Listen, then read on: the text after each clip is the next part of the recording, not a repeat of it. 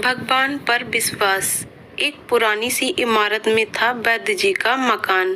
पिछले हिस्से में रहते थे और अगले हिस्से में दवाखाना खोल रखा था। उनकी पत्नी की आदत थी कि दवाखाना खोलने से पहले उस दिन के लिए आवश्यक सामान एक चिट्ठी में लिखकर दे देती थी। वैद्य जी गद्दी पर बैठकर पहले भगवान का नाम लेते, फिर वह चिट्ठी खोलते। पत्नी ने जो बातें लिखी होती उनके भाव देखते, फिर उनका हिसाब करते, फिर परमात्मा से प्रार्थना करते कि हे भगवान, मैं केवल तेरे ही आदेश के अनुसार तेरी भक्ति छोड़कर यहाँ दुनियादारी के चक्कर में आ बैठा हूँ। वैद्य जी कभी अपने मुंह से किसी रोगी से फीस नहीं मांगते थे। कोई देता था, कोई नहीं देता था, किंतु एक बात निश्चित थी कि जो ही उस दिन के आवश्यक सामान खरीदने योग्य पैसे पूरे हो जाते थे, उसके बाद वह किसी से भी दवा के पैसे नहीं लेते थे, चाहे रोगी कितना ही धनवान क्यों ना हो। एक दिन वैद्य जी ने दवाखाना खोला। गद्दी पर बैठकर परमात्मा का स्मरण करके पैसे का हिसाब लगाने के लिए आवश्यक सामान वाली चिट्ठी खोली तो वह चिट्ठी को एकटक देखते ही रह गए। एक बार तो उनका मन भटक गया। उन्हें अपनी आंखों के सामने तारे चमकते हुए नजर आए, किंतु शीघ्र ही उन्होंने अपनी तंत्रिकाओं पर नियंत्रण पा लिया। आटे, दाल, चावल आदि के बाद पत्नी ने लिखा था, बेटी का विवाह 20 तारीख को है, उसके दहेज का सामान। कुछ देर सोचते रहे, फिर बाकी चीजों की कीमत लिखने के बाद दहेज के सामने लिखा, यह काम परमात्मा का है, परमात्मा जाने। एक दो रोगी आए थे, उन्हें वैद्य जी दवाई दे रहे थे। इसी दौरान एक बड़ी सी कार उनके दवाखाने के सामने आकर रुकी। वैद्य जी ने कोई खास तवज्जो नहीं दी, क्योंकि कई कारों वाले उनके पास आते रहते थे। दोनों मरीज दवाई लेकर चले गए। वह सूटेड बूटेड साहब कार से बाहर निकले और नमस्ते करके बेंच पर बैठ गए। वैद्य जी ने कहा कि अगर आपको अपने लिए दवाई लेनी है तो इधर स्टूल पर आएं, ताकि आपकी नाड़ी देख लूं, और अगर किसी रोगी को दवाई लेकर जाना है तो बीमारी की स्थिति का वर्णन करें। वह साहब कहने लगे, वैद्य जी, आपने मुझे पहचाना नहीं। मेरा नाम कृष्णलाल है, लेकिन आप मुझे पहचान भी कैसे सकते हैं, क्योंकि मैं 15-16 साल बाद आपके दवाखाने पर आया हूँ। आपको पिछली मुलाकात का हाल सुनाता हूँ, फिर आपको सारी बात याद आ जाएगी। जब मैं पहली बार यहाँ आया था तो मैं खुद नहीं आया था, अपितु ईश्वर मुझे आपके पास लेकर आया था, क्योंकि ईश्वर ने मुझ पर कृपा की थी और वह मेरा घर आबाद करना चाहता था।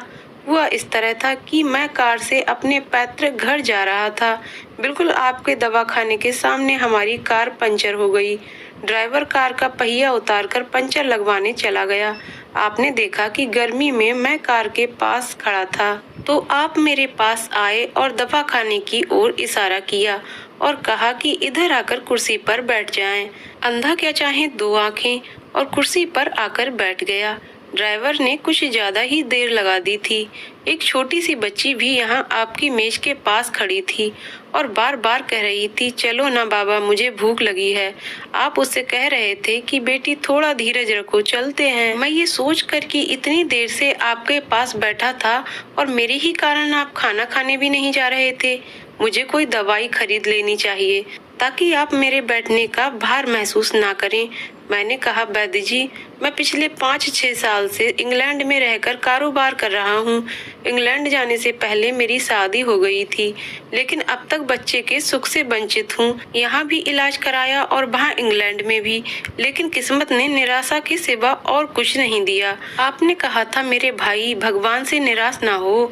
याद रखो कि उसके कोष में किसी चीज की कोई कमी नहीं है। आस औलाद, धन, इज्जत, सुख दुख, जीवन मृत्यु, सब कुछ उसी के हाथ में है। ये किसी वैद्य या डॉक्टर के हाथ में नहीं होता और ना ही किसी दवा में होता है। जो कुछ होना होता है वह सब भगवान के आदेश से होता है। औलाद देनी है तो उसी ने देनी है। मुझे याद है आप बातें करते जा रहे थे और साथ साथ पुड़िया भी बनाते जा रहे थे।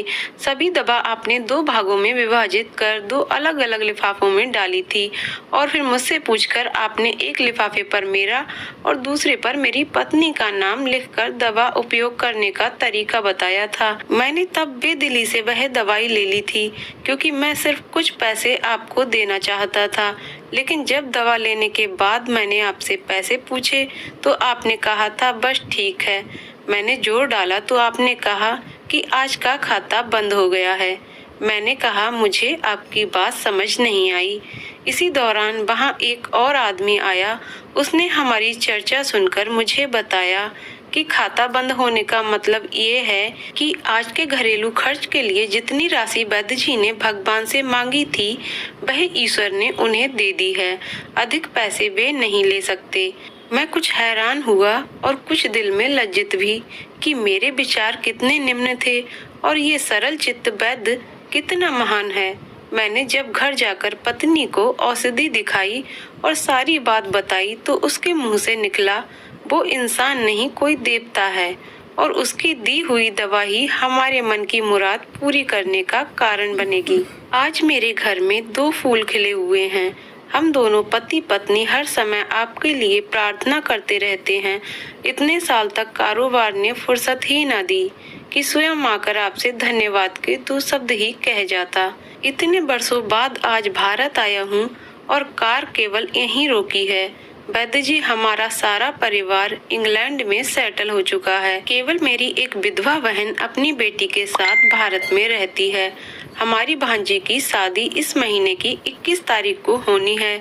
न जाने क्यों जब जब मैं अपनी भांजी के लिए भात के लिए कोई सामान खरीदता था तो मेरी आंखों के सामने आपकी वह छोटी सी बेटी भी आ जाती थी और हर सामान मैं दोहरा खरीद लेता था। मैं आपके विचारों को जानता था कि संभवतः आप वह सामान ना लें, किंतु मुझे लगता था कि मेरी अपनी सगी भांजी के साथ जो चेहरा मुझे बार बार दिख रहा है वह भी मेरी भांजी ही है। मुझे लगता था कि ईश्वर ने इस भांजी के विवाह में भी मुझे भात भरने की जिम्मेदारी दी है। वैद्य जी की आंखें आश्चर्य से खुली की खुली रह गईं और वह धीमी आवाज में बोले, कृष्णलाल जी, आप जो कह रहे हैं मुझे समझ नहीं आ रहा है कि ईश्वर की ये क्या माया है। आप मेरी श्रीमती जी के हाथ की लिखी हुई ये चिट्ठी देखिए। और वैद्य जी ने चिट्ठी खोलकर कृष्णलाल जी को पकड़ा दी। वहाँ उपस्थित सभी ये देखकर हैरान रह गए कि दहेज का सामान के सामने लिखा हुआ था, ये काम परमात्मा का है, परमात्मा जाने।